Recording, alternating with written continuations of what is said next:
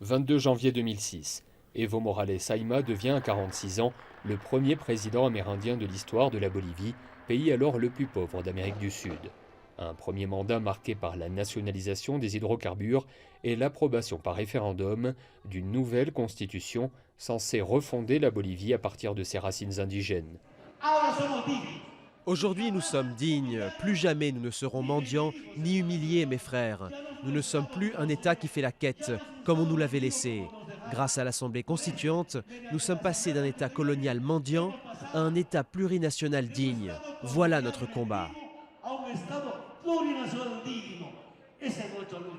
Né sur l'altiplano bolivien dans une famille pauvre de paysans aymara, Evo Morales se fait connaître en tant que leader syndical des producteurs de coca. Dans les années 90, il combat l'éradication forcée de cette plante menée sous l'égide des États-Unis. Arrivé au pouvoir, l'ancien cocalero mène campagne pour une dépénalisation internationale de la feuille de coca. Nous avons toujours tenté de démontrer que la feuille de coca, ce n'est pas de la cocaïne.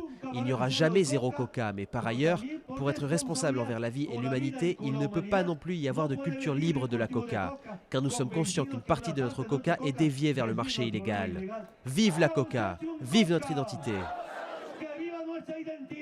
Proche du cubain Fidel Castro et de l'ancien président vénézuélien Hugo Chavez, Morales fait de Washington son principal ennemi et noue de nouvelles alliances politiques et économiques avec l'Iran, la Russie ou encore la Chine. Nous avons lutté et lutté contre l'empire nord-américain. Le peuple est anticolonial, le peuple est anti-impérialiste, le peuple est anticapitaliste. C'est ce qui nous unit pour impulser à travers un mouvement politique la libération de tout le peuple bolivien. Avec une croissance à 5% de moyenne sur les 8 dernières années et des résultats significatifs en matière de lutte contre la pauvreté, Evo Morales est facilement réélu en 2009. Sillonnant presque chaque jour le pays et jouissant d'un solide appui dans les milieux ruraux et populaires, il continue scrutin après scrutin à infliger de lourdes défaites à une opposition divisée. Nous avons une énorme responsabilité, celle de continuer à améliorer l'économie et continuer à réduire l'extrême pauvreté et la pauvreté. Il y a déjà des résultats.